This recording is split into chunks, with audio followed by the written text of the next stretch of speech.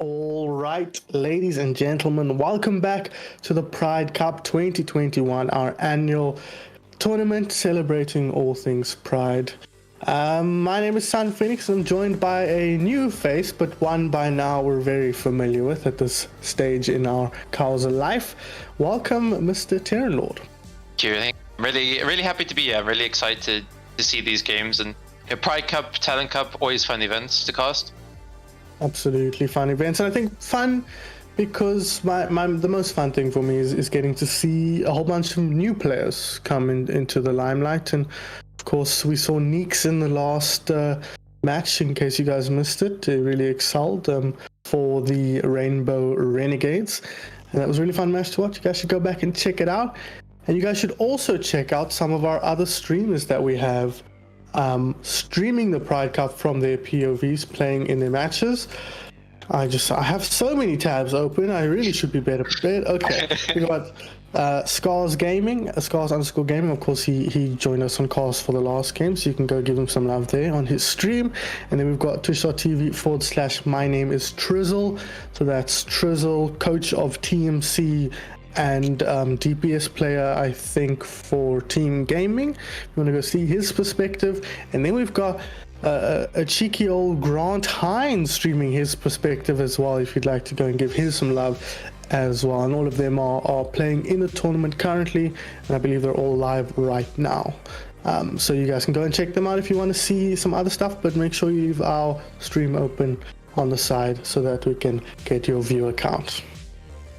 All right, so enough of that. The match we have for you right now is, of course, 5 Roses Rooibos taking on Elven's Eccentric Electric Eels. You're unlikely to hear me say that one ever again. But those are the two teams we've got here.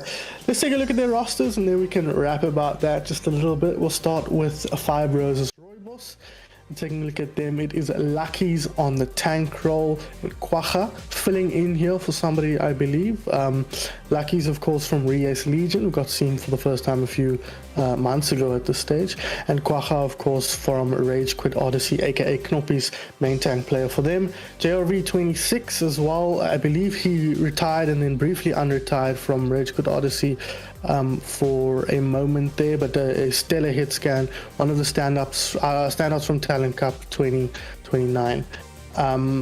Then we've got Sargeras, formerly of Risen it was, I didn't forget. It's a projectile player there, and Female Sparrow is a new player who I don't know anything about. And then we've got Lalcio, who, as I understand it, is quite a high skill Lucio one trick, so we might see more plays akin to what we see out of Wallet. So as we can see, things are ever shifting here in the Pride Cup. Female Sparrow now moving onto the off-tank role as Josh BVN now comes in. He's meant to be on this roster, so they had a sub in. He is now reprising his role on that support role. Another player who is brand new here, so 2 new faces on the squad, TerranLord. Yeah, no, I think that's something that I'm really excited to see. As you mentioned, for getting new players in is always great in these kind of tournaments. Getting them into a bit of that competitive environment, because you've got players, like JRV, like Sargeras, Lucky's, all who are very experienced in terms of playing for teams, so they can pass off a lot of their knowledge just purely of playing in a team, not necessarily only mechanics. And I think as a new player, it's always great to come into these lineups. Yeah, you really learn so much from playing with these sort of experienced high-level players. And speaking of experienced high-level players, why don't we take a look at their opponents today? It is, of course, 4E, quad E, E to the power of 4, 4 times E, Elven's Eccentric Electric Eels. Say that 3 times fast, because I won't. But it is, of course, Fluffy and Tocs, the 2 support players from Enigma on the tanks here. Should be interesting to see. Of course, Tocs, we know him mostly for his DPS play, I think, at this stage, but he's trying his hand at something different here on that tank role. And then Elven Slayer and Damien, of course, both from OG. Elven Slayer off-tank player there, recently reached GM, so shout out to him. And then immediately lost to Tocs' DPS, so now gets to play alongside the Master for a change. Damien as well, the flex DPS for OG, quite renowned on the Hanzo, plays a lot of the Echo as well, those kind of heroes. Then we've got Dragon Wolf and the Ravester. Dragon Wolf plays for a team. I didn't realize that's who DW was, but I'm pretty sure they play for a team. Yeah, I think might be Pangolins as well, if I'm mistaken. Oh yes, I think you're right about that. And then you've got the Ravester, who I believe is a new player, although are they also on Pangolins? Not sure. I looked all the stuff up. Oh no, I knew Dragon Wolf was on Pangolins, and as far as I know, Ravester's not on a team. So another new face here to keep an eye on. Yeah, definitely. I think like you look at this team with some unusual roles for these players. Fluffy, Tocs, Elven, all known for different roles, but at the same time, very competent on these roles. Fluffy and Tocs are kind of these more full flex players a lot of the time, whereas Elven maybe more seen on the off tank, but with the Ashe hit scan, I think you're the competent, and alongside Damien, it's quite a terrifying to say the least. Terrifying is a good word, and there are a couple of terrifying teams, but this might be the most terrifying just based on the wealth of experience that they have. In Overwatch, not playing a role isn't as big of a hit as it often can be. As we move into our first map here, which will be Lijiang Tower once again, you can expect to see just so much Lijiang Tower today, because it'll be the first map every single time. So we'll get a good sense of how these different teams are playing. And once again, we end up on Control Center. But yeah, the Fluffy TocsInSocks and co are seriously some experienced heads, and even if they're not on that role, there's an Overwatch knowledge that is ingrained in you, no matter what role you're playing. Yeah, no, definitely. And that's the one thing I love about Overwatch, as a player myself, playing these different roles. You kind of learn a lot while playing them, but also because you have that inherent understanding, this is where, like, if you're Fluffy, for example, this is where my BAP's going to be playing, how he's going to be. So I can kind of play around that. Yeah. And the same can be said for Tocs, like how he knows exactly when speed boost is coming. Elven knows how the off tank's going to be playing. So it really helps a lot. Into Control Center, a map where team play is quite important. We see like these kind of brawl mirror comps. Yeah, starting off with identical comps, pretty much. No, actually completely identical comps, as you say. Interesting to see the sim here. Not that often seen, usually reserved for night market. But both teams going to open up with that. We'll have to see if those players switch and what they switch to. Well, no, at least JRV is going to come out on that, well known for his hit scans, so should be able to track very effectively on the Symmetra. And this Junkrat though, that is a nice pick, and immediately finds Damien to start things off, so that's a huge advantage for our blue squad here. 5 roses, another one, both DPS now out of the game. No mercies in play, of course. You really never want to be in a position where you have to deal with Symmetra mines as a Junkrat. But thankfully, the LCO here get aggressive and force them back. So a really good start here for 5 roses. Very impressive stuff from them. It's very interesting because we saw the red team, they're having the positional advantage, but just the spam from the Junkrat was too much. Oh, Fire's back in the other direction this time, as Alvin Slayer and Tocs will pick up those first kills. Damien gonna fire through a very, very quick charged window here from the Ravester. It's going to allow them to probably flip this point back. Still need a cap. There's still someone on the point. Nice tracking. Going to get rid of Skarzz there on the point. They just need to get rid of that pesky Lalsia, and they'll do that in a nick of time and cap that back. Only 25% built on the clock. Yeah, I think this is something we might see quite a lot during the weekend. Is kind of like these teams flip back and forth between fights, because it is, not exactly as structured as you'd normally expect. Most teams, when you look at playing in the tournaments like RMG. Yeah, no, absolutely. And, especially this is their second game for both of these teams, and it's kind of takes some time. A good shadow to start things up. Both teams, in fact, throwing it down, but immediate trade, much better here for 5 roses, Rooibos, as they pick up a team wipe so quickly. And as you said, Terran, flippy floppy here, back now the other way. Yeah, no, and you kind of see like these mirror ults in a way. Obviously, the only real difference there was Sim with Barrier from JOV kind of cut off a lot of the sidelines, but now we're going to see Elven with that Sim Barrier coming into this fight. Yeah, the barrier does come out here. Tire at the ready. There's one tire going already. This looks pretty decent if you just need to be patient. That immortality field, such a nuisance, but he finds female Sparrow there who's not up to her ultimate yet, so that's a big pick. Nice work from Elven. He tracks. Oh, okay, let him go, I guess.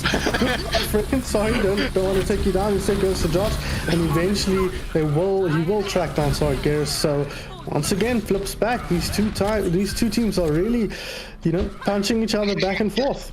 Yeah, no, definitely, and it's quite interesting to see like the way that these different ults are used. You saw Damien with more of a reserved approach with the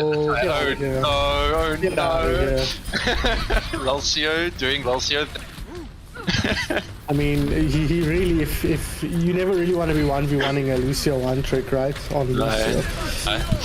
Lulcio will now bring his team forward here. Window goes down, allowing the team to push forward even more aggressively, and immediately TocsInSocks will drop to begin with. So, setting themselves up nicely here to flip the point back once again. Female Sparrow now does have that Graviton Surge, but they might not even need it. They're cleaning up very effectively. No, now. Sorry, losing 2 players instead. 3 players make it. Don't grab now. It's not worth it. And she will just try and back out. I believe Immortality will keep the team healthy here, and for the first time we see a team hold their advantage. Yeah, no, that was also a really good pick from Lulcio, and it seemed like it was going in advantage of 5 rows robots, especially with Tox going down, but now the flank from both DPS ended up getting those picks that stabilized that fight for Elven's team. Getting ready here to throw down the shield, puts it down straight away. That makes Ryan's life a lot harder. Oh, we're going to cross the shields here. Nobody knows what's going on, but JRB knows exactly how to pick up the kill on his opposite number. Gets that done. Now kills it outside Fluffy. A quick triple inside the Graviton Surge. Or quad make it, as he says, I'll grab that. Thank you very much. And likely secures his team's berth into a 1-0 lead here on Lijiang Tower. 99% of the clock. The tire is out, but is surplus to requirements, and 4E will take the first part of Lijiang Tower. Yeah, a lot happening in that last fight in terms of just shields everywhere, teams like really struggling, just pressing Q a lot of the time, and then but Fluffy, the right click through the window into the grav, plus the shadow from Tox at the perfect time just meant that it was a guaranteed win on that point for Elven's Electric Eels. Yeah, and that's something that you really don't unlearn when you change roles, is ult economy, how fast it takes your opponents to build ults, and how to use your own ults effectively. So that's something that might push through 4E push 4E through this game. We're gonna have to wait and see what 5 Roses Rooibos can do here. Now coming out with a more divey composition. He'll be running Sargeras on the Soldier, but he's gonna have to try and track down Damien on the Pharah, and that could be a tall order, unless Damien is a very accomplished Pharah on OG. Elven gonna be bringing in the Ashe, doing his best impression of a player who plays Ashe. Yeah, like it's interesting that kind of dive comps that we see with the BAP Mercy versus the Mercy Lucio. Less dive supports to dive, with the Lucio Mercy, and with the BAP, while easier to dive, still has a lot of sustain with both his shift and immortality field. Ooh, 4E here picking up a double towards the end of this team fight. Are they able to push this one through? It's looking pretty good for them here, as we see Fluffy get aggressive onto the Diva, likely to pick up this D-Make. Gonna follow that onto the Lucio. Bit of a difficult hero to get. He's gonna try and track him down though, and make sure they get rid of him. They probably get this first cap, but Lulcio, no thanks, I'm out of here. Don't worry, boys. Eventually, Elven Slayer tracks him down, having switched now onto the Soldier, as Josh finds his way off the map, doing his best impression of Pretz in this one. Yeah, and Lijiang Gardens a notorious map for that sort, especially for heroes like that Lucio, like that Wrecking Ball, who can kind of spin around the point very easily. But we saw Damien's Pharah getting a lot of value. Sargeras, while he does have his visor, wasn't really able to put enough pressure on Damien to stop him getting those picks in that last fight. Yeah, but has done a great job here building that attack visor, as you mentioned. A lot of ultis here for both teams, in fact, especially 5 Roses coming up here with 4 ultimates, almost 5, but they don't have that sound barrier. That could be quite a big difference. Immortality field on the other side could be important. They're going to start off with the window. The pulse pump goes out, doesn't find it. Okay. Replay this game before, where he falls off the map all by himself, and he's going to be regretting that one, I think, as his team now a man down. Can't be raised. Attack visor at the ready, but no opportunity to pop it down yet. Might look to open up here, but no, get it back up now, having lost both supports on the side of 5 Roses Rooibos, and that's going to be that for that team fight. So 4E sitting pretty here for the time being. Yeah, definitely. I mean, that's a fight that they only had to invest the window. With window halfway again, they're looking really good coming to this next team fight, basically having 6 ults, and it's going to be really difficult for them to crack this point, especially, TechVisor not really known for its infinite amount of value. JRV, man, completely out of position. His team is nowhere. He's on the point. Sights come out now. Needs to be careful. Damien does get taken down by the tactical visor, but Fluffy immediately going to try and place Sargeras back out of here off the map. Fluffy also jumps off the map in solidarity with his fallen foe here as Lausio looks to try and pick off this Mercy. It's a matter of cleanup now, I think, for the blue team. Quite far behind in this match so far, but we'll finally get a foothold on the point. Yeah, and despite that ult disparity that we were seeing coming into this, I think it was a bit of a misplay from Damien, peeking out the attack visor, dying pretty early, and then Fluffy, unfortunately, going off the map as well. It's kind of a map of former Odyssey players wanting to make sure that they represent Pretz in the best way. That is so true. Both Fluffy and Jeremy, formerly of Odyssey. As Sargeras here pumps the damage in from afar. Never need attack visor for timing. They have committed a few ultis here on the front line. They want to take this quite aggressively, and it's going to work out for them on this occasion. Picking up a triple kill already. Only JRV going down, and Josh will bring him back to life here. Fluffy going to try and get aggressive to pick something up in return. He will do so, but will pay for his life. So not really much worth in that, given he will respawn second. Yeah, no, I really like that move coming up for 5 roses Rooibos. Yes, you don't really have the in terms of point percentage, you're quite far behind. So let's take a very aggressive fight, force them to fight where they don't want to be fighting, and then we just gain that percentage for free almost. Yeah, Jared tries to go down though. Again, the first time dropping on his team here. This was a serious match. I'd be a little bit concerned, but obviously going to pop the attack visor here. Finds Josh, a pretty good thing to start with. Then you're going to pick up Sargeras as well. So this is a good fight for Triple E. This is going to have to be, or Quad E, sorry, this is going to have the big ultimate. Not getting much out of that self-destruct was Female Sparrows. The Ravester finds Lucky's in the backline somewhere. Female Sparrow going to get rid of him in turn, but lose her mech as well. So kills getting traded out here. JRV's back in the mix though, and getting a little bit late is kind of good for a Tracer. She has some space to work with now. Needs to be careful. Going to get tracked down by Elven Slayer. Won't get taken out. The recall just in time, but they're losing players throughout the map here. Are 5 roses Rooibos now. Oh, with the remake kill onto the Mercy. You'll take that anytime you can get it as the Biotic Field goes down. Now Elven Slayer just pumping through that Diva armor. Gets rid of the mech as Damien comes back into the mixture. Doesn't need a single one of those arrows, but he doesn't need to. As Tocs as his back gets that kill up. Sights comes out now, but it's too little, too late, I suspect, as the counterattack fires are very quickly charged here by Elven Slayer. Gonna help him take down the Valkyrie Mercy, and he does just that perfectly timed. Dragon Strike through as well to pump the damage in. JRV does get the return, but he's losing team members, dropping like flies. Yes, Fluffy also dropping pretty low. Needs to be careful, but he's got the healing here, backed up by Dragon Wolf, and the rest of his team is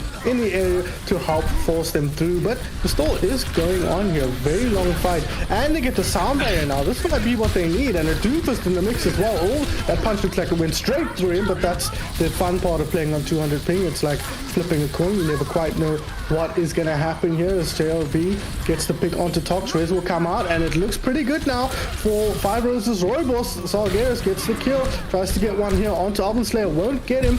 99 for both sides here, and 5 roses might just have done it, but they need to clean up these kills. Waiting for the tanks to get back in here and help them, and this Primal Rage from Fluffy is not going to make it easy. Punch comes through, JRV has now dropped. Self-destruct gets Sargeras just after he got Dragon Wolf. So trades coming up, but now going back in the other direction. This is the Pride Cup. Ladies and gentlemen, team fights last forever. They never end because everyone dies one by one on each side. And now finally, we will get the final kill and win the match. Yeah, no, that was chaotic. But I mean, that is the Pride Cup, as you mentioned. You map here that is notorious for stall, and now you add the fact that maybe the team fight focus isn't exactly perfect. Yes, targets may be called, but you're not exactly 100% trusting your target call all the time. Maybe there's not even that like designated target caller, so you're just like waiting. You just like kind of shoot what you see, and it kind of very difficult.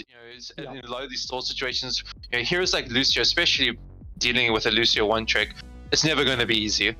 Yeah, and especially when some of your players aren't designated DPS players, necessarily. You got some people on off roles who might not have the mechanics perfectly down, and so when you have to really get into the nitty-gritty of it, sometimes it can get away from you. But at the end of it all, Elven Slayer's team whose name also starts with Elven. That's not confusing at all. They do end up taking it here and looking fairly dominant, but plenty to play here for Five Roses Rooibos. Yeah, definitely. I think a lot of it came down to, and that was Elven getting those picks on JRV very early. Yes, it may not have impacted the fights as much, because we did see Jared come back, getting a couple picks, but it just meant that the initiation for Five Roses Rooibos was just a little bit off. There's not that Tracer to follow up onto that Baptiste, because that Baptiste survived quite a lot in those fights. You may eventually did go down, but a lot of the time you look at flex supports in dive, whether it be your Baptiste, your Ana, your Moira, a lot of it comes down to how long can they survive, and the longer they survive, the more value you get. Without that Tracer pressure, it's going to be very difficult, to kill a Baptiste as a Winston diva, when you've got, your own Winston, like the enemy Winston putting pressure on you, a soldier constantly putting pressure, diva defense matrixing. So I think a lot of that credit has to go to Elven on that second map. Yeah, couldn't agree more here. The namesake of the team and the captain as well, contributing quite effectively there. Shout out to the tanks as well from 4E. I thought Fluffy especially was being quite oppressive on that Winston and forcing the team back. And interesting to see how Fluffy and Tocs are swapping main and off tank. Tocs playing the Reinhardt on control center, Fluffy the Winston on Garden. So interesting to see how that dynamic plays out. Do they just favor those heroes, or are they just alternating because they feel more comfortable? I think it's probably more of a comfort thing, and I think something that's really important to mention is, Fluffy, he's that flex support player, so coming into this main tank role playing Winston, he understands exactly what it's like playing as a support against it. Yes, there wasn't really that flex support, it's mostly Lucio, but he still understands, okay, if I put pressure in these kind of situations, if I dive like this, enemy team can't do as much to me. Yeah. Next map here will be Eichenwald, as we saw in our last series here. 1-0 lead for Elven's Eccentric Electric Eels, as they look to extend their lead here on Eichenwald. Now, we saw a lot of Farah, kind of a defining hero of the last series. Neither team this far, well, we saw briefly from Damien opting for that, but ended up switching fairly soon after that, I believe. So we'll have to wait and see if we get more Farah out of that. Otherwise, anything else we should be out on the lookout for?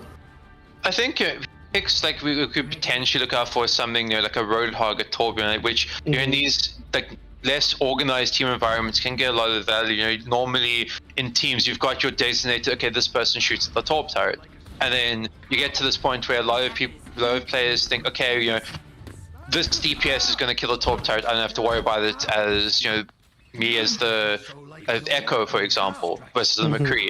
But then, because you don't really have that trust factor, no one ends up shooting a turret. Turret gets low value. Same kind of for that Roadhog, where you don't really have the coordination to punish something like a Roadhog, which gets one pick in a fight and already your fight's done. Yeah, absolutely agree.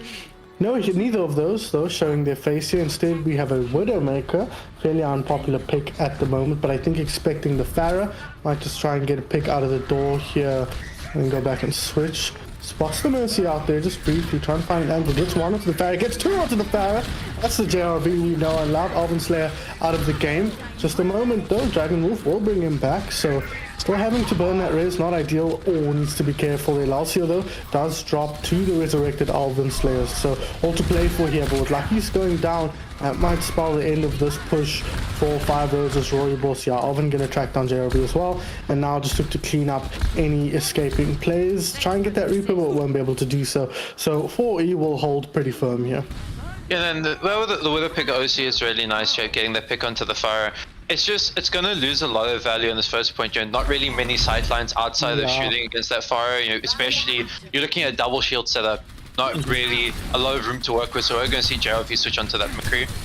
Makes a lot of sense here, McCree. Pretty decent counter to Farah. Oh, Damien though gets Lalcio again, the first to drop for his team on the way through. Already 81% for Elven Slayer on this Rocket Barrage, so we could see that come out very soon here. JLB gonna have to keep an eye out for him with the Rave Star with another quick charge here on the window. Good work from him, but Sarvis has found his way to the backline. A lot of players in the backline here actually, and now the Nano Boost of Reinhardt comes through, supercharge it in his face, but Sarvis picks up his third, make that his fourth kill of the team fight. Five Roses Rooibos forcing their way through here after a difficult start to this team fight. Yeah, and that was actually really good from Skarzz, using that advantage of the space that they were gifted by, this Ryan Zarya. You force the Orisa Sigma into kind of a corner where they can't really watch their angles as effectively. And then once from that point, then the Reinhardt just goes in and swings on those tanks. And while the Fire is still getting a lot of value, you didn't really see it get enough to halt the speed of the Ryan Zarya. Yeah, no, absolutely. And you say speed, but we forget that Lucio died at the start of that, so they did that without the Lucio even. This could be a problem. A nice hold combo into the Rocket Barrage, picks up 3. Probably going to get at least 1 more here on the exit. No, also going to speed boost his team. Okay, no. JLV decided he's going to stick around a little bit, but he got rocked and halted, so a nice combo there from the 2 Enigma support players. But very effective communication there from 4E. Yeah, I think that's something that we are going to see throughout. Oh my god. Lucio not having a good time right now. I mean, that was not Lucio's fault. Yeah, but he's just getting picked off and left, right, and center. I feel for him. Like, he's just not, just getting hit by these logs, man. Yeah, man. Sometimes your head is 1 pixel in the wrong position and it gets yoinked off by Damien now as he throws the Dragon Strike in. JRV caught in no man's land there. Will be taken down by the Ravester as TocsInSocks looks to move forward here. They know where they're coming from. They're still pushing forward here. They've already lost 2 players, I think. So a little bit of a tough decision here, but they are kind of in no man's land. And yeah, with Josh and I think they're gonna have to back off now with their Ana going down. No, Skarzz does the opposite, gets aggressive, takes down 1, but gets taken down in turn. They do force out the Gavetic Flux though. They commit the High Moon as well. JLV gets a pick on Dragon Wolf and maybe looking to flex their spawn advantage just a little bit here. Yeah, definitely. And like, I don't mind going in that fight after you've lost 1. You kind of have to go in, try force ults, and they do get the Flux out. And ultimately, they win the space. They force them off high ground because you've seen the Orisa go down. So Sigma can't really effectively hold that high ground as well. Yeah, you see them now dropping down back to regroup with the Orisa. Another quick window from the Ravster. A great sound barrier from Lucio. Keeps his team healthy. And a huge death blossom on the front line. Picks off 3. Both tanks going down. Well, 1 tank, 1 support, and 1 DPS going down to the death blossom. Tracks down Dragon Wolf as well. Gets rid of him. So great work from 4E after what could have been a disastrous start against the Rocket Barrage.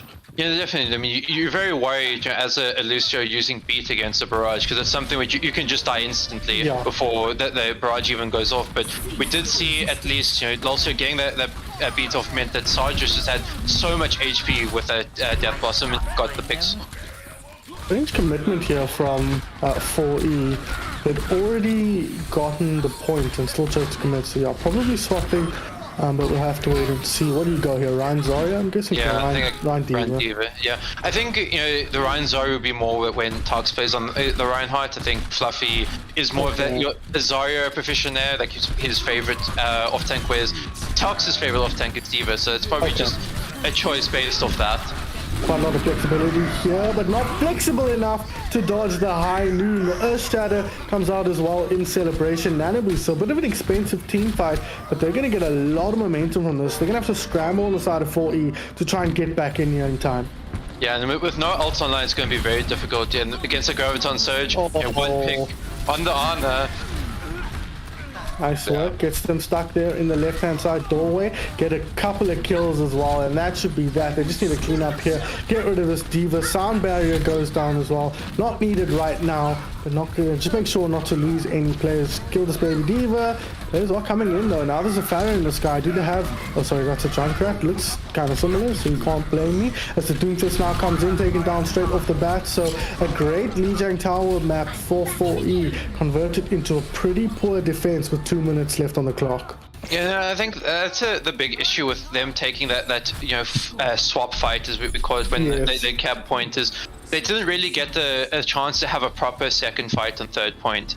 Yeah, it was more just like, them staggering, and you always guaranteed when you're swapping comps and the enemy team staying, you're almost always guaranteed to be down in ultimates. So that first fight you take, very likely going to be a loss. So then you want to have that kind of space to work with where you can take that second fight where it's more or less even. Yes, we've seen there have been grab versus no ults, but that's something you can kind of contend with if you have something like a BAP. Maybe you have Immortality Field, but because they're coming in staggered, your honor gets grabbed, and everyone is kind of everywhere. They didn't have a proper structured fight.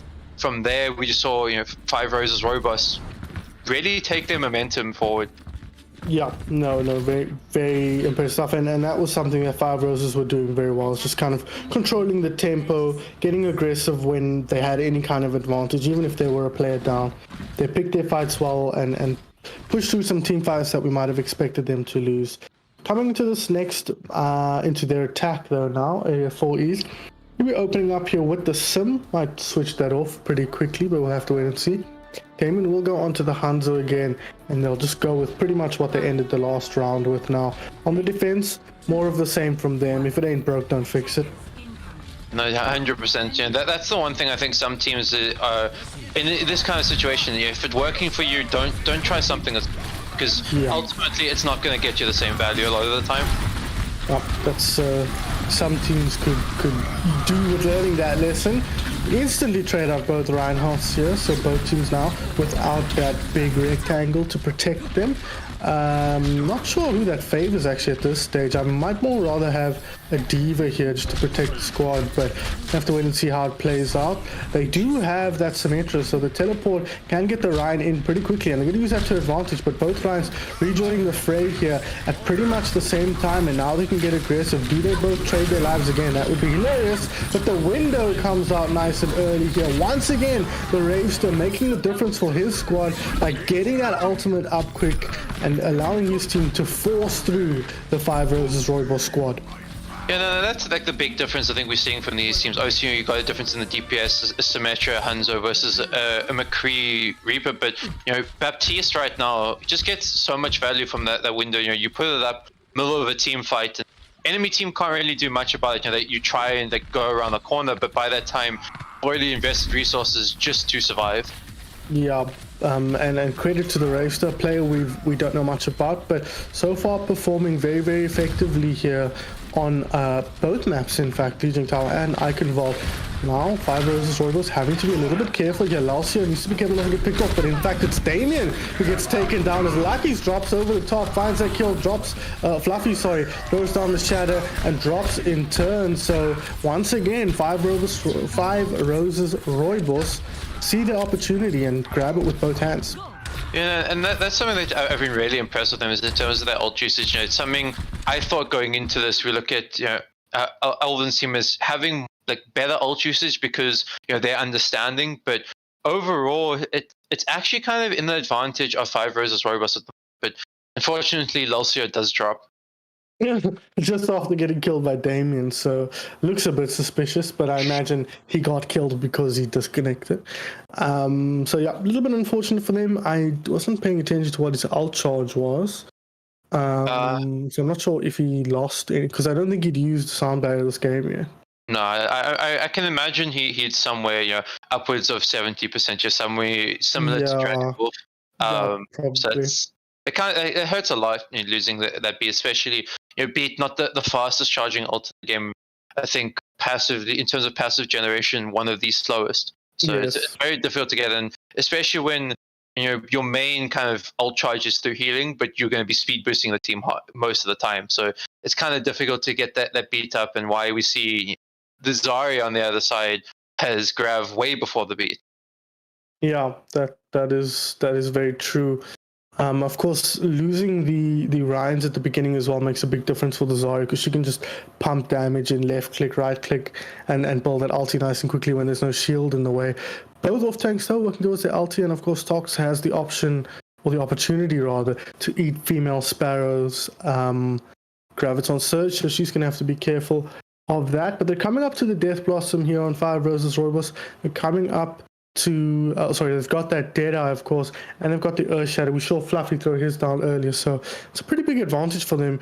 But they don't have the world's most impressive shield break. Yeah, no, it's kind of going to be around we just need to speed into the enemy team and try win. That's why like Reaper can be so strong. Obviously, on a map like, you know, Eichenwald, once it gets to second point, I think we're going to see him struggle a bit more if they don't really wrestle control very well, since, you know, he's going to be going through the sightlines into the Hanzo. But in saying that, you know, Symmetra also wants to be up close and personal, but I think might be something they look to switch after that barrier comes out. Yeah, You know, true. look to something like the Ash, or look maybe something like that can punish that Reaper a lot more when he comes in. Even a McCree, McCree stun into Bap, Hanzo, Eva, Ryan. That can be death for any Reaper player. Yeah, absolutely. What are your thoughts on the sim so far and how it's performed? I think it's been a bit up and down. The sim, for me personally, it's more of a niche pick where you're looking to hold down like choke points really well. You think Legion Control Center, where we've seen it already. Yeah. You have to push into some turrets. Like going with it on attack can be a bit difficult sometimes because you don't have that setup of a Reinhardt. You're pushing through some turrets. Something that I know a lot of main tank players that have either coached or like seen play. They complain a lot about some turrets because you can't really push into it effectively without taking a lot of damage. And then not only are you worried about taking damage from some turrets, there's also a Reinhardt swinging at you, or Zarya beaming you, or even a Junkrat spamming you down like we saw in Control Center. So I think it's a weird decision to go with on Iconworld, but maybe it's something that during their practice that they figure that this is what worked for us, so let's go with it. Okay, Lacio is just restarting his net here. I'm just wanting to check something. So we're all just waiting on him to rejoin. But I thought we could take a look at the groups so far. Because we've seen one match and there were 2 or 3 others that were played while we were busy with that one. So quite a lot of Overwatch has happened. So if we could just take a look at the groups here and orientate ourselves. Here we go. Thank you, Peach, for the lovely graphic. It is a Rainbow Renegades, of course, who we saw take that victory over Valkyries. Babs DC took a victory over One Tricks as well, and I believe Zoomicorns, they had a bye in that first round. Then in Group B, we've got Fire Roses, Rooibos, and H. They took their victories over Elven's Electric Eels and Swiss-Spun, respectively. And that Elven's Electric Eels, there's a word I'm forgetting, I'm leaving out there. But anyways, 4E's game against H was extremely close. It was a 3-2 victory for H. So already 4E's had quite a long day for so early in the morning. Yeah, no, definitely. I mean, waking up at 9 a.m., not even before that. It's not something that us gamers are used to. We used to going to bed at 3 a.m., waking up at 1 p.m. And it can be tough on some of these players because it's not only, yes, you might get that sleep in, but because your body's not really used to waking up early, then on top of that, now you're playing Overwatch a lot earlier than what you used to. I mean, most people are probably only going to be playing Overwatch late afternoon, into the evening. So definitely, it's something that you get used to, and that's why some teams maybe don't exactly perform at their best. And then once it comes to those final games, they really bring it out. And then the second day, we really see the teams shine. Yep, absolutely agree. We are now ready to go.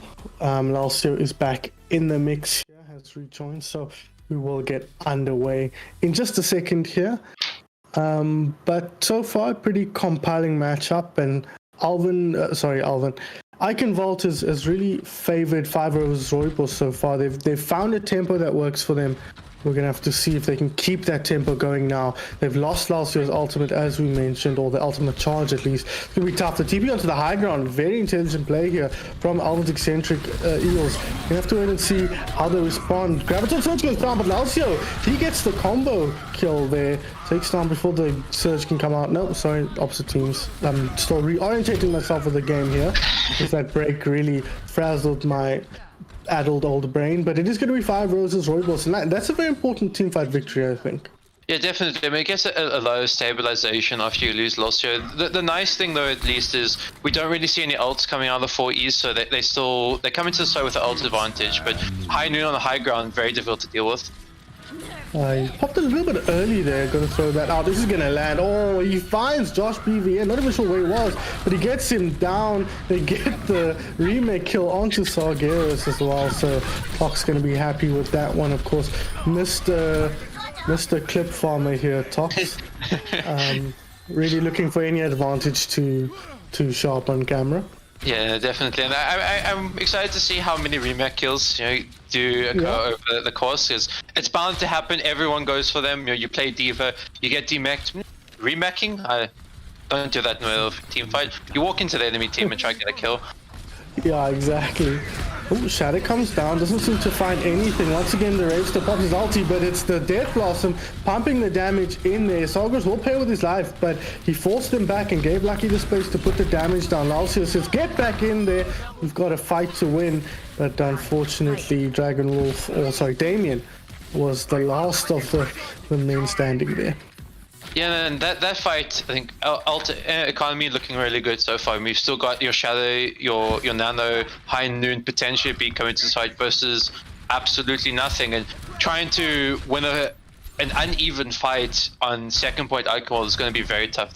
They can force out ult just like they did previously, and maybe come into the following fight with an ult advantage. Yeah, but this might be just a farm fight. See what they can pull out and see what they can get in return. But this is a bit split here. Yeah, 5 Rose is a little bit off positioning, but Fluffy drops super early. Nanoboost now onto Lucky's. He gets to move aggressive, but Josh says, no, sir, please stay there.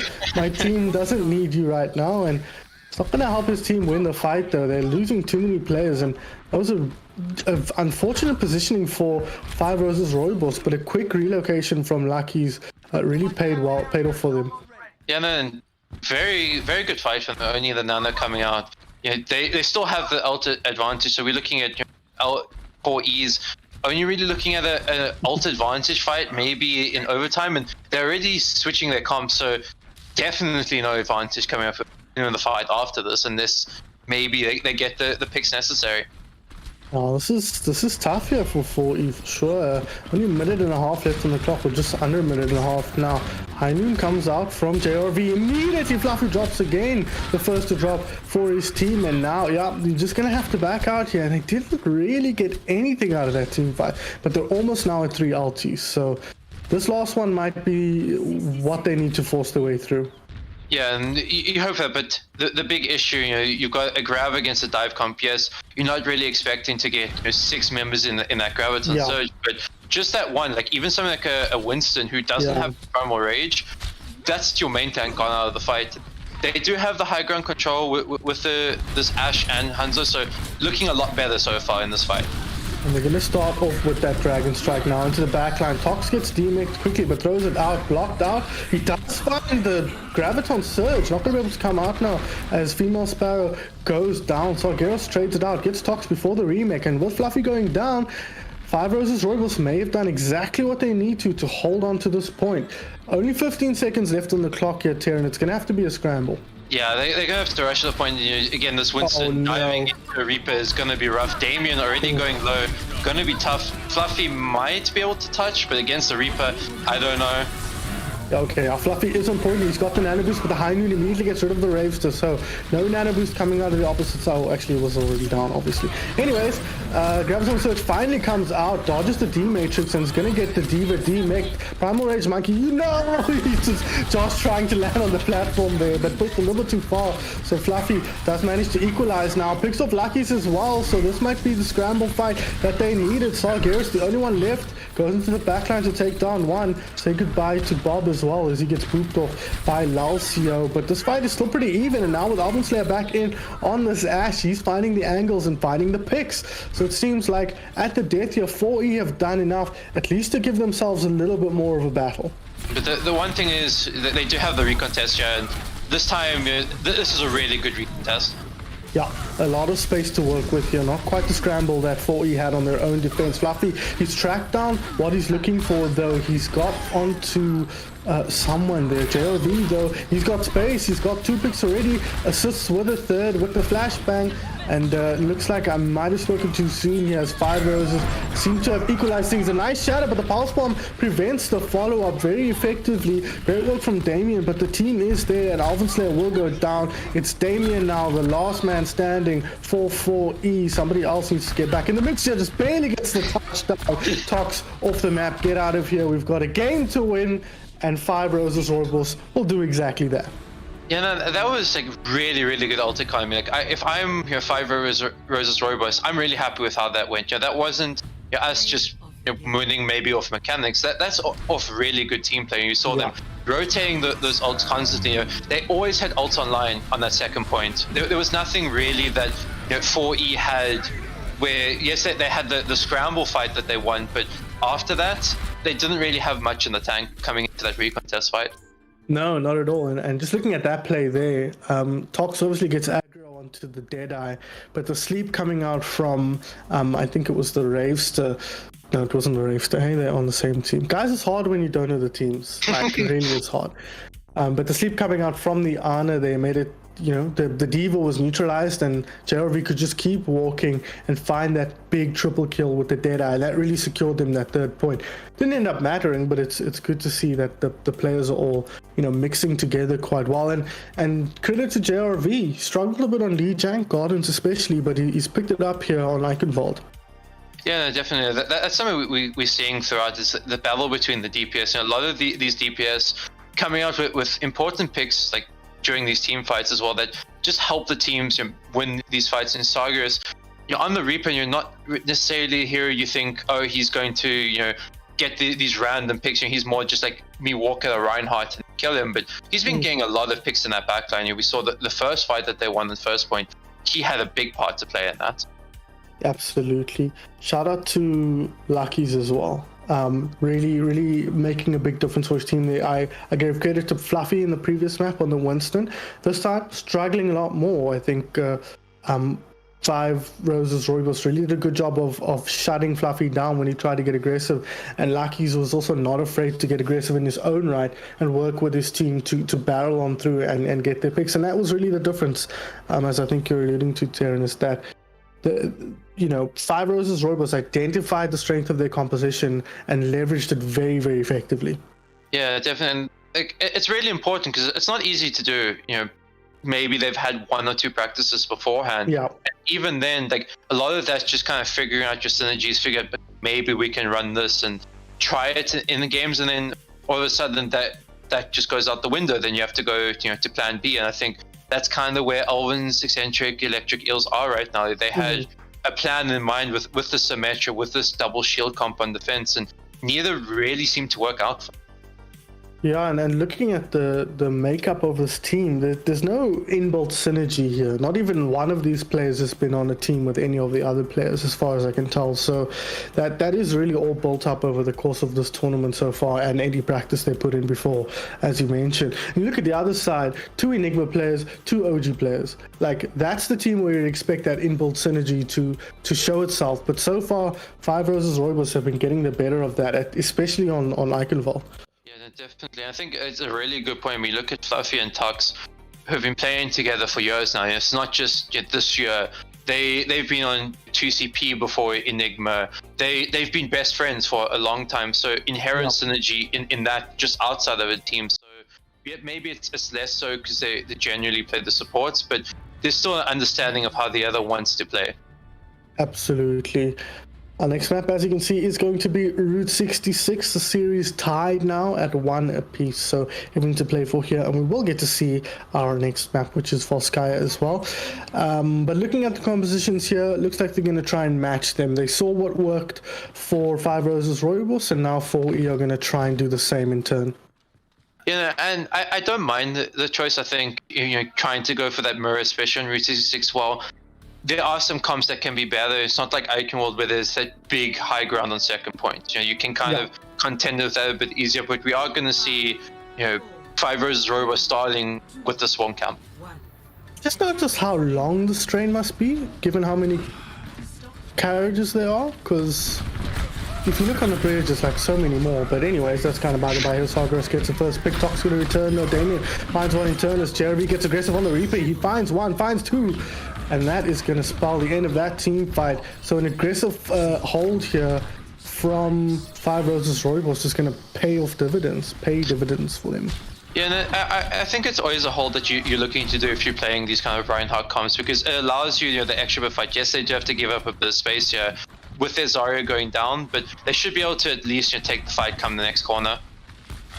Well, we're going to have to wait and see. Five Roses is actually pulling back. There's an interesting choice. I think they lost 1 or 2 players and decided to just regroup a bit closer to home. gives the space for them to push up on the side of 4E now, but JLV in the backline drops down immediately, gets top the enemy Reaper, forces out the Shadow, but has to throw his down in turn. Shadow comes out so quickly there, drops a couple on their back, but unfortunately for Tox, he drops before he can find any value, but Damien instead is going to be the one taking advantage of the space there with a double kill with headshots here. Now I'm going to try and get aggressive to clean up. The Reaper is going to get him. At this range, you favor the McCree every day of the week, and with 5 teammates in the mix, you should be able to clean that one up, and he does just that. So 4E, good stabilization from that, and that aggressive team fight hold doesn't seem to have paid off greatly in the grand scheme of things. Yeah, and then they kind of come into this fight down when the Zarya is still coming and Reaper coming back from the spawn, so a bit of a staggered fight. They get in here. Lucky's managed to get the touch. He got an enemy on his back as well, so this might be a genius play from them. Elven drops, Dragon Wolf drops, 4 players going down from 4E, so I counted them out here, but that is the strength of that aggressive hold. You just barely managed to get in there for a third team fight. Yeah, no, that's something like it's something that a lot of teams like to run and pro on these kind of maps, where eventually third points on escort maps are in general very hard to push. And if you can make sure that a team only has, a minute and a half, 2 minutes to push that third point, they're not going to just have that big ult fight to win. Maybe they have that, but then there's still a second fight there. Oh, this is risky. JLV onto the top, and there's a Pharaoh there. He gets a Death Blossom off, but gets put to bed instead and taken down. So, quick response there, but a bit of a risky play from 5 Roses, Rooibos' hit scan player there. So, Garrett's still going to pump the damage in. That was a yeet and a half from across the map. No diva in place, so not having to worry about a D-Matrix or anything along those lines. And now Managmus comes in. Shadow, a little bit ambitious, doesn't find anything. Alvin Slayer has his ultimate. Gonna throw it down now, really damaging his own team if that was possible, more than his opponents, but looks like it's still gonna force them through. They do lose Tox here to the DPS Lucio, but more players in the mix for Elven's Eccentric Electric Eels.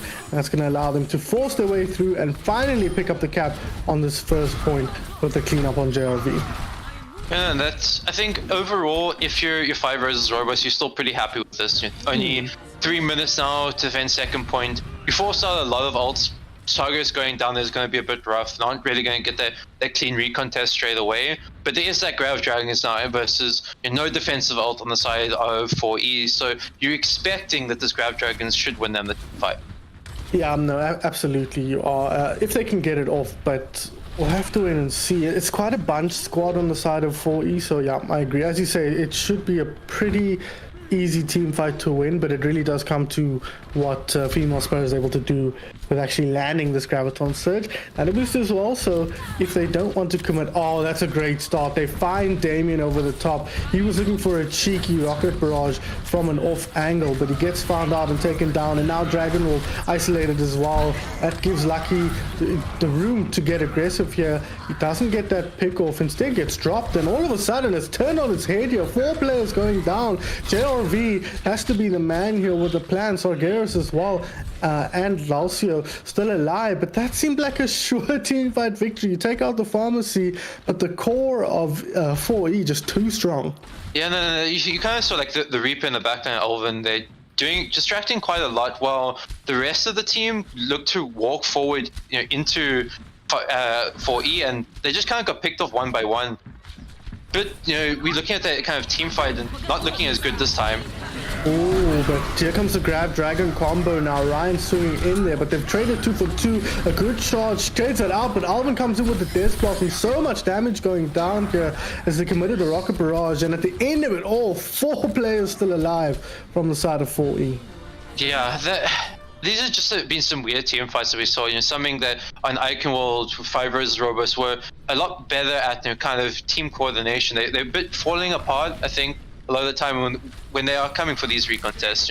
Yes, they have the Grav Dragons. Yes, that's the plan, but you still got to make sure that you're going in as a team and not getting picked off for you can even get that ult combo off.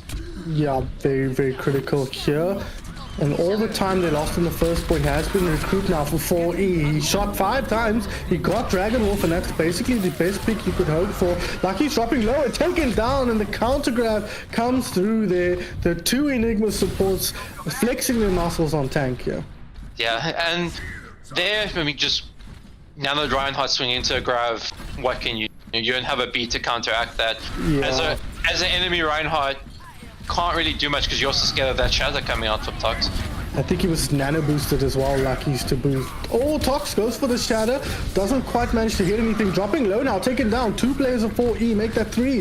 Have dropped, so advantage firmly in favor of 5 Roses Rooibos as they now look to get aggressive and clean things up. They've stemmed the bleeding, but there's still plenty of time for 4E to make something happen on this final point. Yeah, and with a minute 40, it's enough time to build up your ultimates. You've got your dragons and your Death Blossom coming up. Probably look to save those. Maybe you take 1 or 2 dry fights, build up your kind of those 6 ults, because it is that 1 fight territory. You just need to win that fight, and 6 ults is a way to do that. Absolutely is, but let's see if they even need to get that far. Lucky's under so much pressure. He throws the shadow down. It's good. He finds Tox, gets him down, but a good bubble from his teammate keeps Tox alive as old JLV drops first for his team. Not the first time we've seen that here in the series today, as 87% towards the nano boost, but the ultimate comes out, the cleanup. Elven Slayer just in the nick of time before that nano boost can come out. Now comes out onto the Reaper. The combo, the Graviton Surge keeps him off the point. He gets a triple to close it out, but it's not enough to stop 4E from pushing through. Yeah, and I think something which we saw there, which is really good from 4E, was just that pure aggression on the Reinhardt. You're kind of forcing Lucky into a situation where he had to shatter. A lot of the time as Reinhardt, you want to sit around, look for the opportune shatter, but he had to shatter, otherwise he dies there, and then kind of forced into a position where he can't really get value out of that shatter either because he's low already, and then Elven Slayer building so much ult charge off that Reinhardt is able to just unleash it after JLV goes down, and from there there's just nothing to stop that Reaper. Yeah, very, very well executed pressure for sure from 4E there, and now they are in the driver's seat here in this series. It's kind of been flipping. We remember back to that control center map where they really just traded team fights one way and then another, and it looks like we might be repeating that on a map level here, as now it looks like Alvin's team, let's go with that, are in a dominant position, but we'll have to see how they stand up against the attack that 5 Roses Rooibos puts out here. Similar composition for them. They're running the Farrier here without a Mercy. That seems unlikely to see the light of day, but we'll have to wait and see.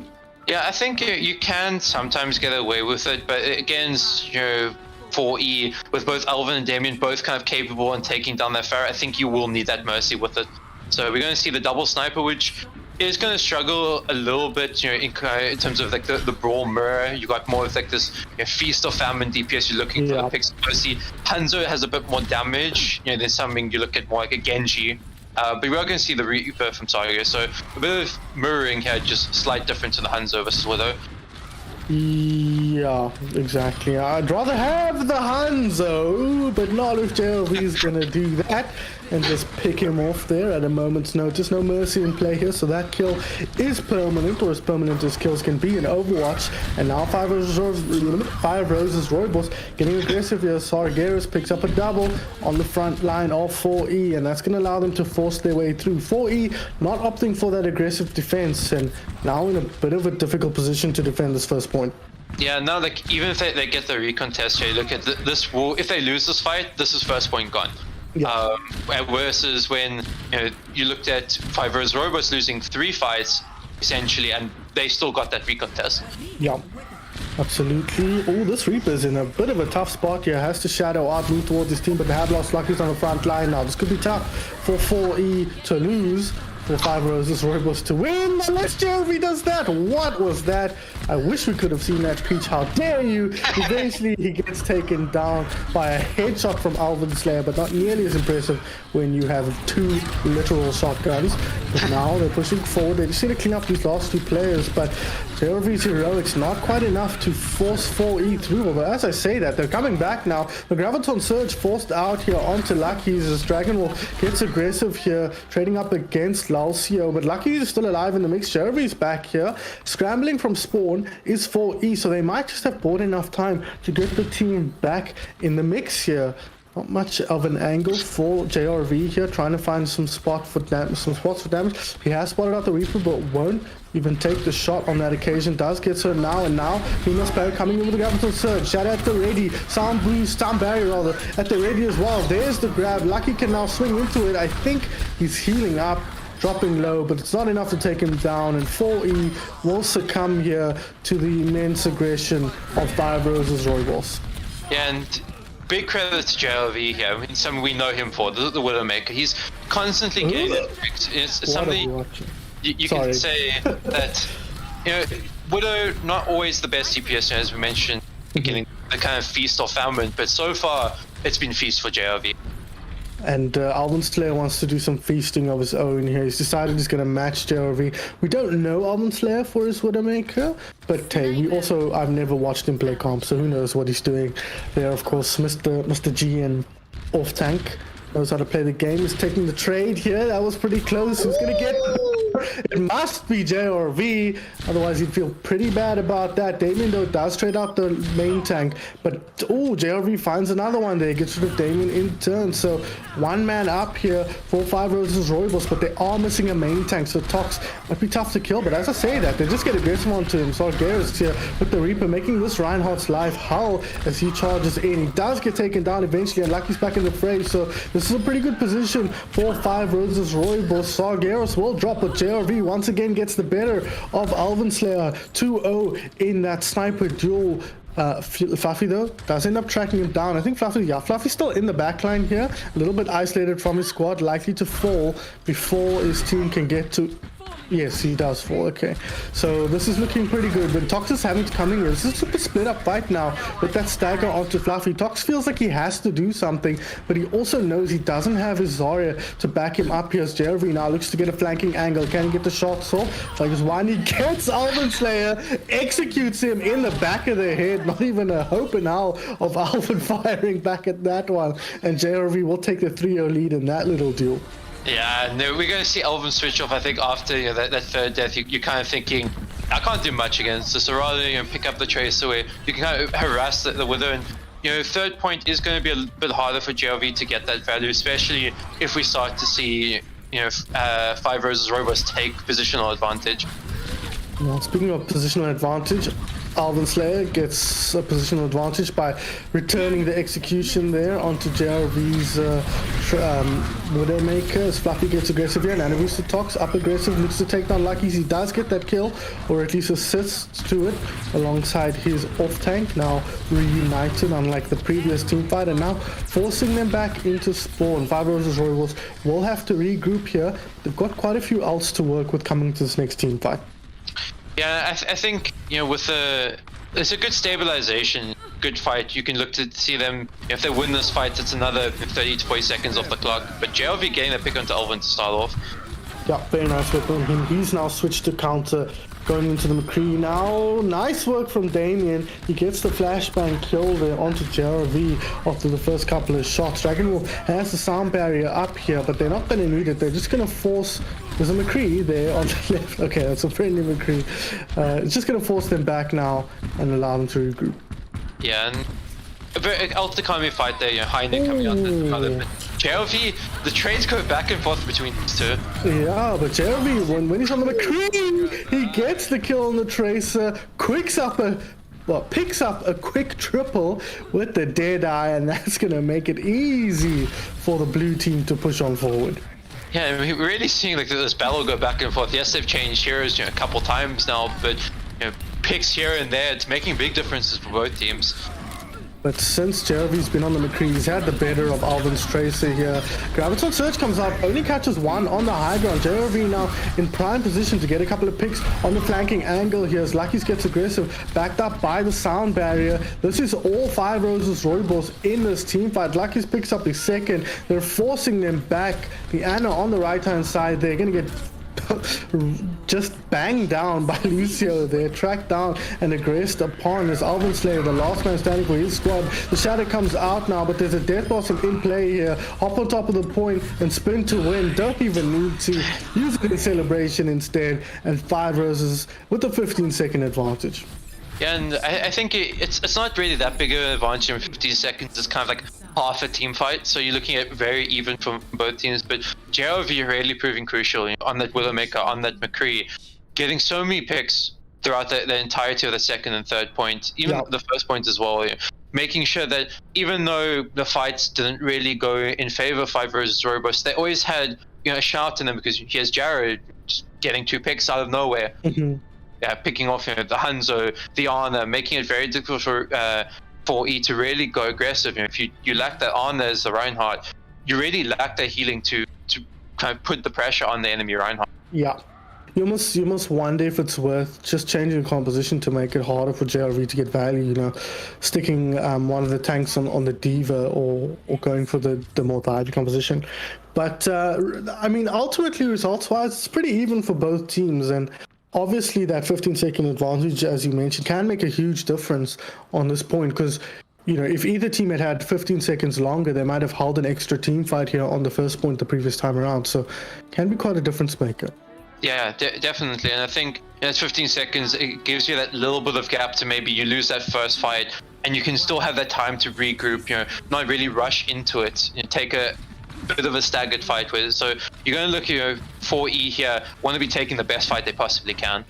Yeah, interesting to see 5 Roses just switching it up, not going for the Ultra instead of going for a secondary aggressive one, but Fluffy spots them out. Can they get aggressive? Somebody low there, that is the Hanzo. He will drop. JRV again finds the opening pick, but they do lose Luckies in the other direction. Sarge also dropping now, so 4E weathered the storm of that aggressive initiation and now can push forward and try and get some pickoffs here. Lalcia dropping so low, but JRV in the back line taken down, a late death. It's going to make it hard for them to secure another team fight on this point. Yeah, definitely. I think you need to be very careful here as 5 versus Rooibos. You don't want to get spelled on you. Another person going down kind of can spell disaster, maybe not even a recontest, but at least for them, because they have taken that extra team fight now, we are going to be going into overtime. So a last fight here for 4E, it's done.